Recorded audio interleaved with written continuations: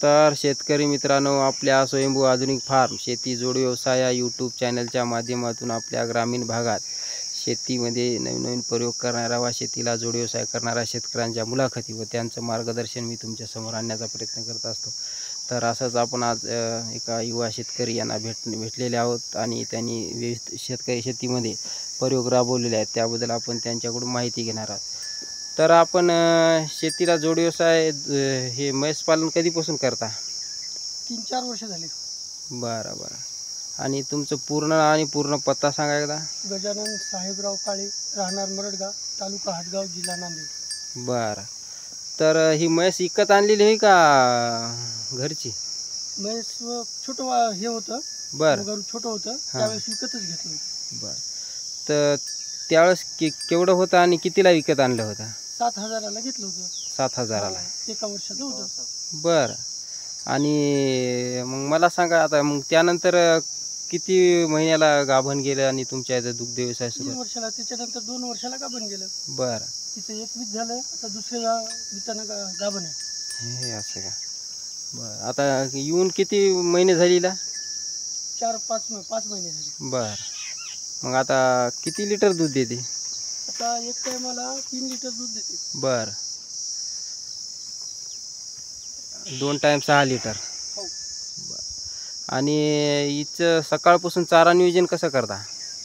सकाळी एकदा दूध काढून चारा टाकायचा. बरं. त्याच्यानंतर दुपारी संध्याकाळी. बरं. सकाळी असते हिरवा, दुपारी कुटार आणि संध्याकाळी कडबा. बरं. आणि ढेप वगैरे? हा, सकाळी असते ना. बरं. ढेप किती देता येईल? साधारणतः अर्धा किलो. अर्धा किलो? अर्धा ते 1 किलो. बरं. आणि आता तुम्हाला शेती किती आहे? शेती 12 एकर आहे. बरं. म्हणजे शेती पाहून शेतीला जोड व्यवसाय तुम्हाला परवडते? हो ना, हो ना. बरं. आणि दुसरं बेनिफिट म्हणून काय, शेण वगैरे गांडूळ खत करतो, त्याच्यामुळे शेण मिळते. बरं. दूधही भेटते. हो ना. आणि जर ही गाभण जाताना तुम्हाला काय अडचण या काही अडचण नाही. बरं. माझी तर म्हैस एका याच्यामध्येच गाभण राहिली. बरं. म्हणजे तुमचं नियोजन चांगलं आहे, समजा चारा नियोजन ती सोय घेणं आहे की नाही? हो हो. बरं. आणि म्हैस पण आपली चांगली दिसायली, गुबगुबीत. आणि तुम्ही स्वतः एकटे पाहता शेती सर्व? हो सर. बरं. आम्ही आमचे घरचे. हो ना.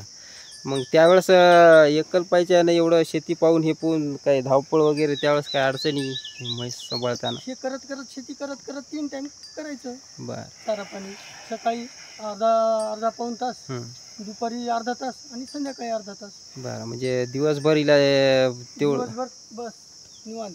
बरं. खाऊन पिऊन. बरं. तर बघू शकता शेतकरी मित्रांनो, शेती सांभाळत पण आणि थोडासा वेळ देऊन नियोजनानं काम केलं तर एक आर्थिक भक्कम पाया पण आपल्याला हे करू. आणि दूध कुठं विकता? डेअरीला. बरं. तर मग एकंदरीत किती हप्ता येते याचा म्हशीचा? 2-2.5 हजार रुपये. बरं. तर म्हणजे आपलं घरचं होऊन पण बाहेरचं एक खर्च समजा म्हशीवर साधारण निघू शकते एका म्हशीपासून, आहे की नाही? हो. तर एका म्हशीपासून पण शेतकरी मित्रांनो शेती करत आपल्याला खर्च आपण बघू शकतो. हे आपलं झोपडं शेड आहे का? शेड. हे कधी बांधलं? त्याला झाले सर 10 वर्ष. 10 वर्ष? बरं बरं. तर बघू शकता शेतकरी मित्रांनो, कमी खर्चामध्ये कशा प्रकारे शेड यांनी केलेलं आहे. आणि शेतकऱ्यांनी अशा प्रकारे केलं तर नक्की तुम्हाला कमी खर्चामध्ये दुग्ध व्यवसाय, जनावरांना राहण्याची व्यवस्था तुम्ही करू शकता. बघू शकता कसं शेड केलेलं आहे. हे सगळं आपण जुगाड पद्धतीने केलं. हो सर. बरं. आणि तिकडं आपली त्या याच्याखाली गाय आणि वासरू आहे ना? गाय दूध देते का सध्या? नाही सर. बरं बरं. गाभणी नाही, तिला 10-11 वीक झाली तिचे. बरं. तर तिला विकायचंही नाही आणि काहीच नाही. म्हणजे आपली गोमाता. बरं बरं. बघू शकता शेतकरी मित्रांनो, असे पण शेतकरी आहेत जे नुसतं सोशल मीडियावर गोमाता आपलं बचाव नाही करत, तर स्वतः इथं मेहनत करून गोमाता वाचवतात.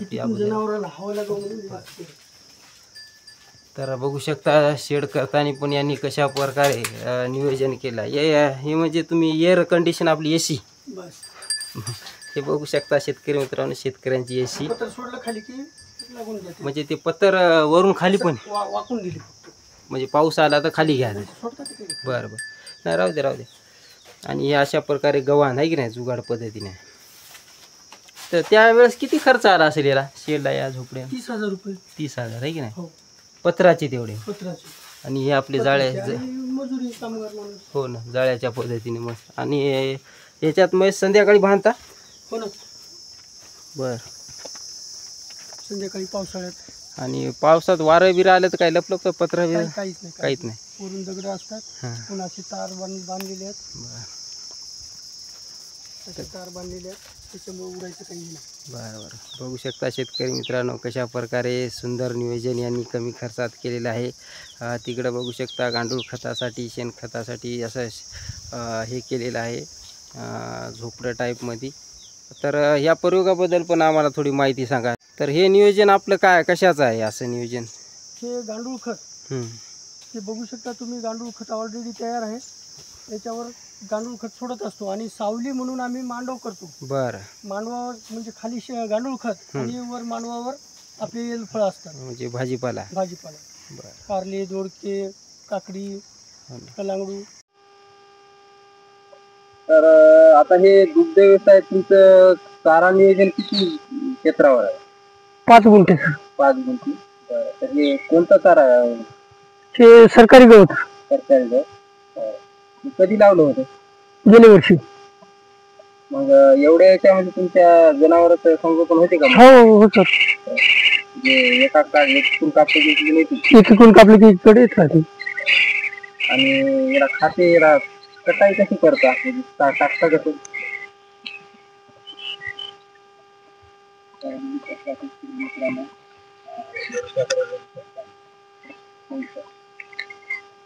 तर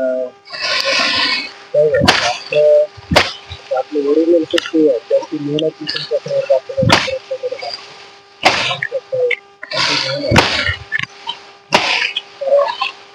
सर्व प्रकार मेहनत करून हे घेतात आणि कशा प्रकारे कमी खर्चाने आपल्याकडे शक्ती नाही, किती नाही, आपल्याकडे आहे कशा प्रकारे आपण वाढू शकतो.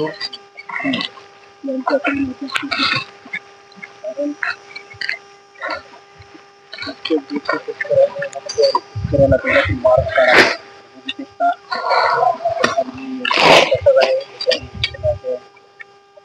चारा कच्ची करतात.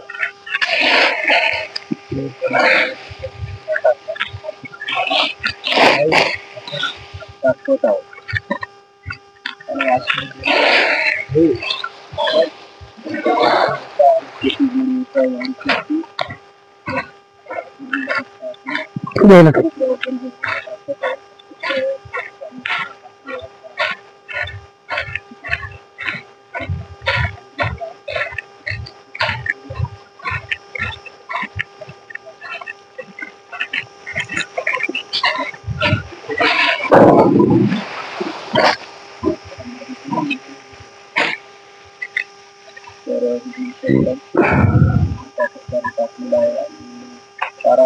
तर अशा प्रकारे चारा टाकला तर वाया जाते का? नाही सर, वाया जात नाही. आवडीनं खात नाही का? आवडीनं खातात. म्हणजे काय काय असं डायरेक्ट टाकलं तर पाला खाते झाली कटिंग केल्यामुळं वाया जात नाही. चारा नियोजन आपल्या चॅनलला सबस्क्राईब, लाईक,